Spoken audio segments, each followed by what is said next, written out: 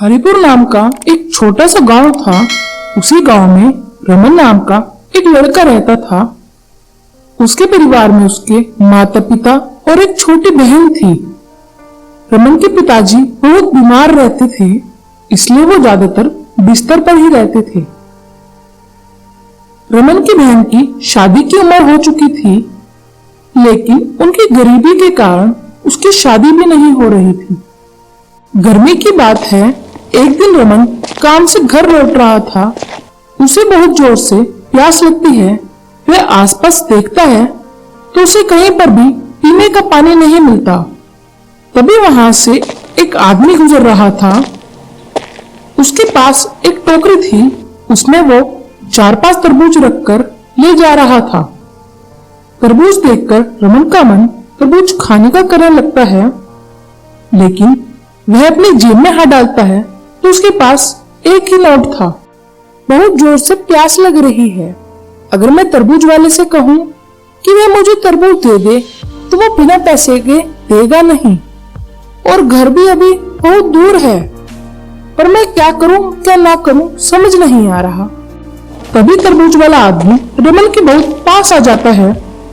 रमन उसे आवाज देकर बुलाता है, अरे भैया, तुम्हारे पास पानी होगा? मुझे बहुत प्यास लगी है। नहीं, मेरे पास पानी नहीं है, मेरे पास तरबूज है। चाहिए क्या आपको? मेरे पास पैसे नहीं है, प्यास लगी थी बस इसलिए पूछ लिया। हाँ, आज तो गर्मी भी बहुत ज्यादा हो रही है। कोई बात नहीं, तुम ये तरबूज ले लो, पैसे मुझे कभी फिर दे देना। भगवान तुम्हें बहुत तरक्की दे। बहुत जोर से प्यास लगी थी, गला बहुत सूख रहा था। ये लो भैया, तरबूज ले लो, अपनी प्यास बुझाओ। रमन तरबूज ले लेता है और वह तरबूज को तोड़ने ही वाला था कि उसके परिवार का ख्याल आ जाता है। नहीं, मैं यहाँ पर तरबूज नहीं खा सकता। पूरे परिवार ने भी तो कितने समय से कोई फल नहीं खाया है। ऐसा करता हूँ, थोड़ा जल्दी जल्दी चलता हूँ और सब मिलकर तरबूज खाएंगे। तभी रमन हिम्मत करके तेज कदमों से चलना शुरू कर देता है और थोड़ी देर में वह घर पहुंच जाता है। घर पहुंचकर, बहन जल्दी से पानी लिया, बहुत प्यास लगी है।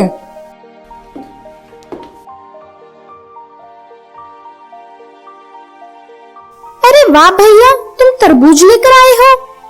बहुत जोर से प्यास लग रही थी, आवाज भी नहीं निकल रही थी। एक गिलास पानी और पिलाना। बेटा, अपना पानी घर से लेकर चला करो। अब पहले वाले टाइम नहीं रहा। पहले तो लोग सड़कों के किनारे मटके रख देते थे ताकि आने जाने वाले लोग पानी पी सके, लेकिन अब सब लोग अपने में मस्त रहते हैं। किसी को किसी का ख्याल ही नहीं रहता है। हाँ, कल से मैं पानी लेकर निकला करूंगा। सुहानी बहन, तुम तरबूज को पानी में डाल दो।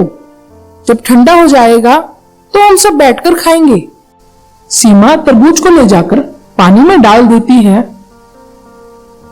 सब लोग खाना खाते हैं और खाना खाने के बाद सीमा तरबूज और चाकू को लेकर आती है।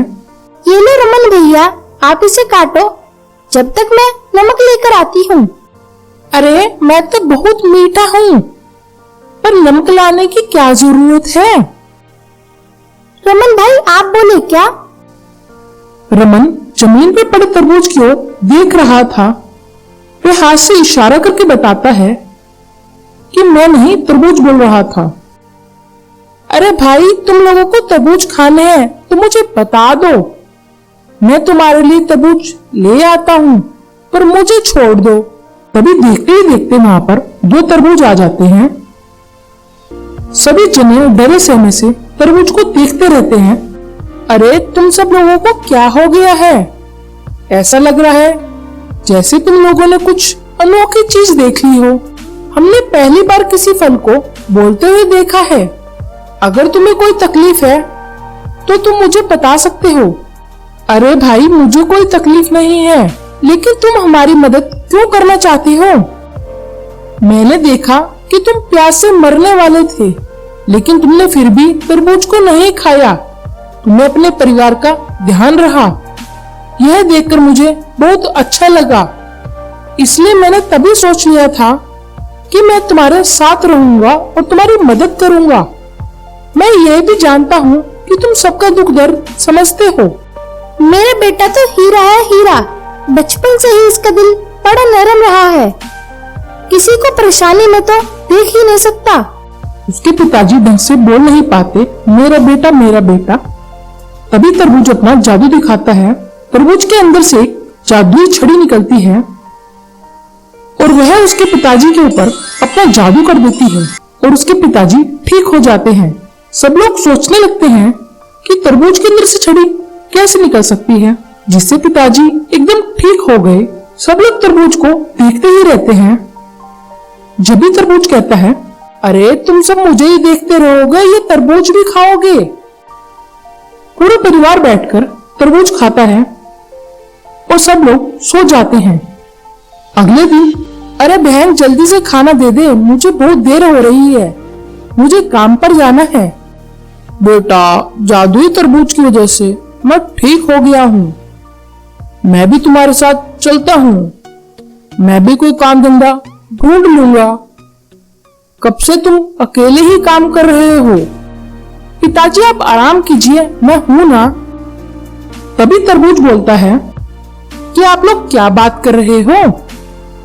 तभी रमन कहता है कि पिताजी मेरे साथ काम पर जाने की जिद कर रहे हैं, लेकिन मुझे मना कर रहा है। तभी तरबूज बोलता है, आप लोगों को कहीं जाने की जरूरत नहीं है, वैसे भी गर्मी का मौसम चल रहा है, लोग गर्मी में मीठे मीठे तरबूज की तलाश में रहते हैं। मैं तुम्हें ढेर सारे तरबूज दे देता हूँ, तुम घर के बाहर जाकर देखो, घर के बाहर बहुत सारे तरबूज रखे हैं, तुम जाकर उन्हें बेचो। रमन और उसके पिताजी दोनों बाहर आकर देखते हैं तो सच में बहुत सारे तरबूज रखे थे और वह दोनों तरबूज बेचने के लिए बैठ जाते हैं। उसके पिताजी एक घड़े में ठंडा नींबू पानी बनाते हैं। वह पहले लोगों को ठंडा नींबू पानी पिलाने के लिए बुलाते हैं और जो भी लोग ठंडा पानी पीने आते हैं फिर वह तरबूज भी खरीद कर ले जाते हैं। शाम होते होते सारे तरबूज बिक जाते हैं और आज उन्हें बहुत मुनाफा भी होता है। तरबूज रमन से पूछता है, कैसा लग रहा है अपना काम शुरू करके? बहुत अच्छा लग रहा है, बहुत बहुत धन्यवाद तुम्हारा दोस्त, ये सब तुम्हारी वजह से ही हो रहा है। लेकिन तरबूज का व्यापार तो सिर्फ गर्मियों में ही रहता है, उसके बाद मैं क्या करूंगा? तुम चिंता मत करो, मेरे पास बहुत से काम हैं। जादुई तरबूज रमन को फलों की एक बहुत बड़ी दुकान का मालिक बना देता है, जिसकी वजह से रमन एक बड़ा सा घर खरीद लेता है और अपनी छोटी बहन की शादी बहुत धूमधाम से करता है। और रमन आने जाने वाले लोगों के पीने के लिए जगह जगह पर पानी के मटके भी रखवा देता है।